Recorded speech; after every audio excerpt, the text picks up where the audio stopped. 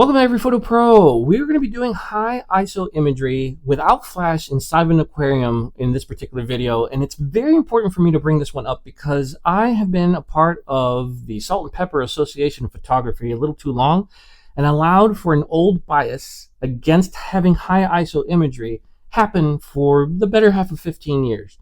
So you need to understand where I'm coming from. When ISO was the film, right? So 50, 100, 200, 400. The film choice was ISO. You didn't get past 1,000. If you did, that was black and white territory. So in truth, I didn't want to do that when I went into DSLR because you have to understand something. The software that is now available here in 2026 wasn't anywhere near as good as the stuff that you could get. And so because of that, it confirmed my bias that when I went to DSLR, that if you did anything higher over 1,000, even though the cameras could, the imagery didn't come out well. It was so grainy. So I get this camera here in December, and the problem is that I'm trying to follow those same rules. And what happens? Of course, I'm going to have problems with darkness, right? I'm not going to be able to go to the aquarium at 1,000 ISO because you know as well as I do, that's not going to be good enough. It wasn't until 2 weeks ago where I had the opportunity to get into a softball game, still pitch softball, and I just allowed it to choose whatever the ISO needed. I wanted to get the image. And that video is there, so if you want to watch it, by the way, like and subscribe. But the main thing is that I want you to know that I had that eye-opening experience of, wow, this is the power of the denoise. So we're going to take a look at a few of those pictures inside of there. We're going to discuss a little bit of what I did to make sure that that happened. Few things. I am using the OM-1 Mark II. I have the 56mm Sigma 1.4, and I also had the Summilux 9mm 1.7. So between these two lenses, I was able to basically get everything done. Surprisingly, I used the 56 a little bit more, and there's a reason for that. I will explain it as we go through. I would love to talk about all the pictures, but I know how the YouTube peoples work, okay? I get it, you know? You just want to see some effectively good images here. So I get that. If you have any questions, throw it out in the comments, and we'll basically get into that conversation. Okay, here we go. So I want to welcome you to the Newport Aquarium, right over in northern Kentucky, right, or south Cincinnati, however which way you want to look at it. It has this beautiful little aquarium that comes in there, and I say little, but really it isn't. It's actually a pretty large aquarium, and one of the reasons why I like coming here, past obviously taking pictures of the outside of this building, is because it has this really nice panoramic shot of Cincinnati itself. I wanted to start with this because that way you can start seeing the power of DxO. If I allow the image to be standard raw without doing any of the presets in place, this is what you get. Pretty average looking shot, right? And when you allow for you to basically start using the presets put into place, it basically allows for this pop to happen. So pre-raw, post-raw. And one of the things that I'm really big about is that because you're paying for this feature, right, you're buying into the program. One of the nice things is the easy buttons that it has. To get this image in general, anything that you see in blue is me making a change, okay? If I don't do anything to ClearView Plus, that is how the majority of this thing doesn't pop. That's what you saw on post-raw. For me to basically do just that little bit more, and I always like to try to keep it to about 80. That's just my personal preference. And you can see that shot basically went back and popping. You see the clouds. You can see that nice, beautiful blue sky. And then you mess around with a few other little features. But the point is that it's all right there. Yes, you're going to have to go through all the columns to do other little things. The only thing is that you'll get to use, just like anything else, you get used to using it as it goes through. All right. Let's get into the aquarium itself. First things first, this is where everything is inside of this particular aquarium. When I'm taking the shot here, you're going to notice that I'm always going to be at an angle of the image. And why is that? Because if anyone has done interior against glass, all you want to make sure of is you go on the right, to the left, up and down, anywhere, so that way you won't have this common problem. So pay attention to right here on the O. Because the floodlight was there. There was multiple floodlights, but that was the only one that I couldn't basically get out of. And there you see it. See it? Floodlight on, floodlight off, floodlight on, flood off. And here you also see everything when it comes to the fact that this is at 8000 ISO. You're seeing right now, the noise that is right there with the image that comes with it as well. By unchecking that, boom, now you have the image as it's fixed by DxO. You have to admit, it really makes for a difference. The only other thing that I have to complain about when it comes to an aquarium like this is that they have to follow through with the concept of you being under the ocean, right? And so everything is bathed in blue, everything, to include the inside of the water tanks themselves. In the hallways, in the water tanks, everywhere, it's always a blue light. When you actually see almost everything inside of there, right, whenever you take a look at anything that's inside of there, this is the color that you're looking at. How irritating is that? Again, you know what? You're going to be in awe of seeing these beautiful fish that are in there, right? So you're not going to worry too much about it, but being the photographer mind, looking at the composition, I'm like, oh. Again, the power of RAW and basically allowing for me to choose the white balance by selecting the bottom half of this shark gave me its color. One thing about this shot that's important is that it was done at 1600 ISO. I was switching over now to finally to the 56mm lens, but the prior one was done in a 9mm. With that, it's impressive because this one isn't cropped. This is how the image basically looks like as it came out. Why this shot is important to me, because honestly, I was never being able to get this shot because with using even my camera phone, for instance, you wouldn't be able to get nice and tight. And that is one of the powers of using the 56mm, right? You can get into the glass, past that, and basically right to the animal that's right there. Definitely, as you can see, a plus when it comes to taking the imagery. And that's why the next fish is that much more impressive. Look at it. Look at it. Oh my goodness. First things first, again, 56mm. This one is at ISO 5000. But even at ISO 5000, here I have the denoise working at pretty strength levels. I mean, 60% of what it needs to be at DeepPRIME. I am not going to lie to you. I don't know what the difference between standard and DeepPRIME is. I've really tried to kind of eyeball the difference, and seriously, I just know that DeepPRIME is better, and hence I just always select it and then change its luminance, intensity, and details every single time. And what's the benefit that I get out of it? Well, let's take a look. Here you have the eyeball of this said fish, right? If we take a look at it and look at it when it's denoised, or noised up, excuse me, let's take a look at the difference.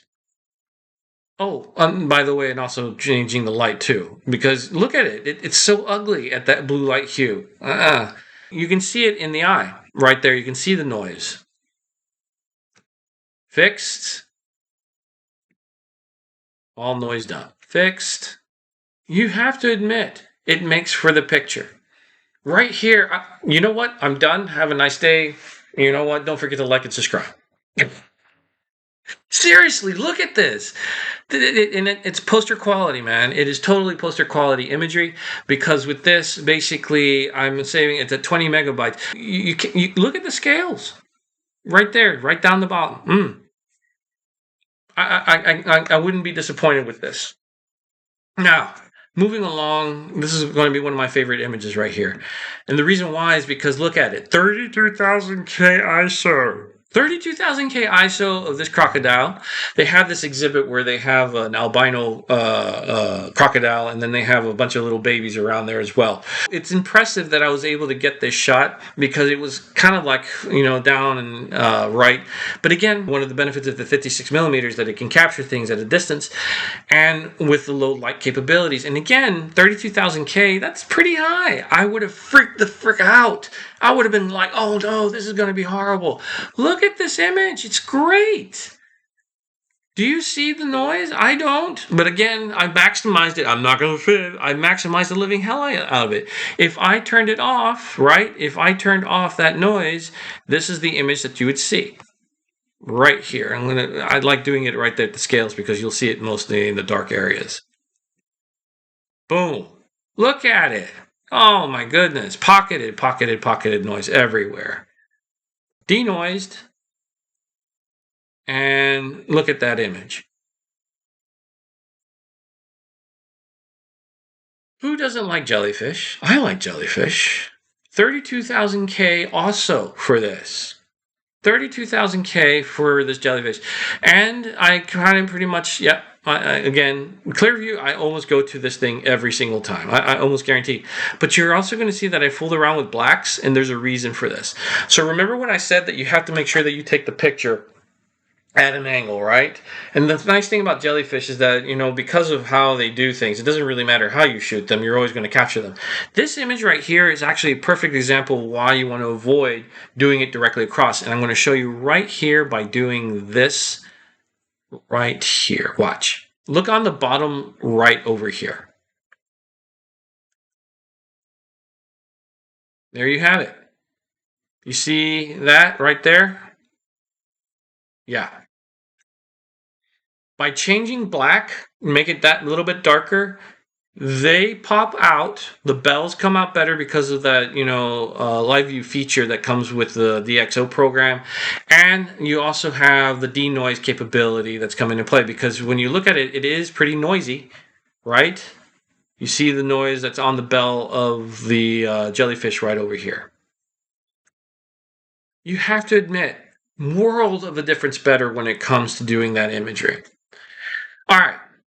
This is one of my top favorite images right here.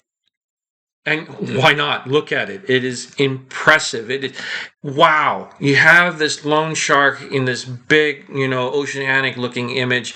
And past that, this was also done with the 9mm Panasonic. And I want you to see something. That this is not cropped too much. It is cropped a little bit, but the cropping is just, you know, outside edges right here. So I wanted to concentrate and centralize, you know, on making the composition about the shark itself. Cropped too much, okay? That said, though, look at this image. Look at it.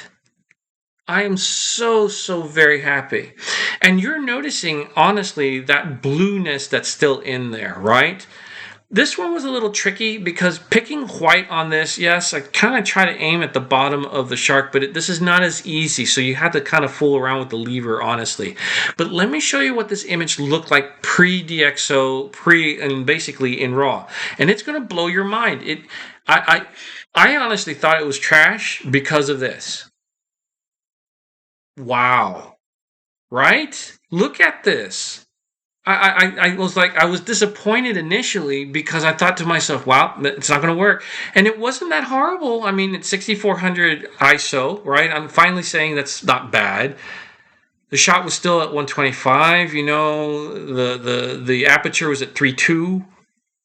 But thanks to the power of DxO, thanks to the fact that I could denoise, thanks to the fact that I had that clear view, I could get this image. And I couldn't be any happier.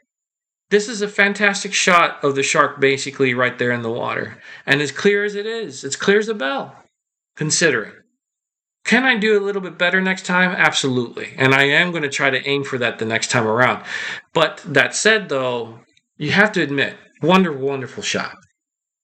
Moving along, another good one right here. Now, this one isn't going to be as bad when it comes to the ISO, because they were very well lit inside of this little area that they had in there. So its ISO was only at 800, okay? And I mean, what a commanding position for a penguin. A beautiful view of the actual animal itself. And the only thing is that what did it look like before? It's going to blow your mind on how it looked because of the raw image. So here it is, raw. Yeah. And why is it so green? Where is that coming from? Well, in there, they were trying to start darkening the interior so that way it would mimic the idea of sunset for the penguins. Because of that, they make it go to this green and then this brown color, because light never actually goes away wherever these things are at. But it does darken and it has this feature. So imagine you're looking at it. Of course, it's still nice to look at. But again, the power white balance and using the DxO, and now you have this image of this penguin. You have to admit, definitely 100% fix. And then the final bits are going to be on jellyfish again. And the reason why is because who just doesn't like looking at these, right? So 56mm shot, 1000 ISO. Pay attention to the bell. What a wonderful image of it, all right? But The only thing that I changed in here basically was the exposure just a bit to make sure that the bell pops just a little bit more. That's it. And then the cutest little thing that you've ever seen. Look at this. Huh? Same thing. Little minute. Now, mind you, this thing is about as big as your thumb. All right, really, really tiny. To basically capture this image, again, ISO 2000, and the same thing comes about. Just to make sure that the exposure was just a little bit more.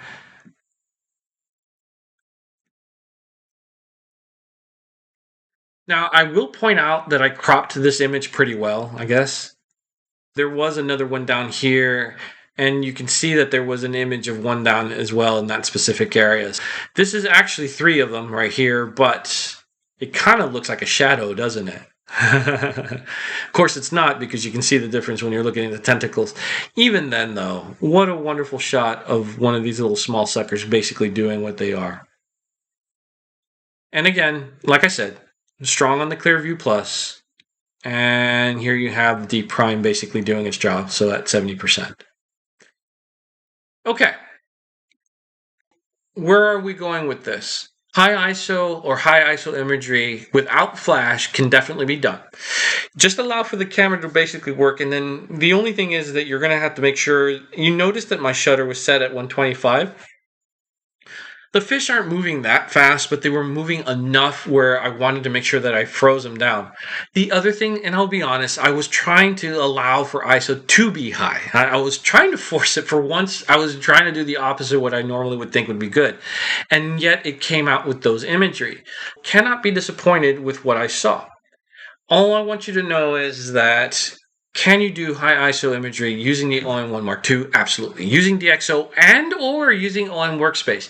Again, the thing about OM Workspace that I'll keep reminding people is that it's just as capable.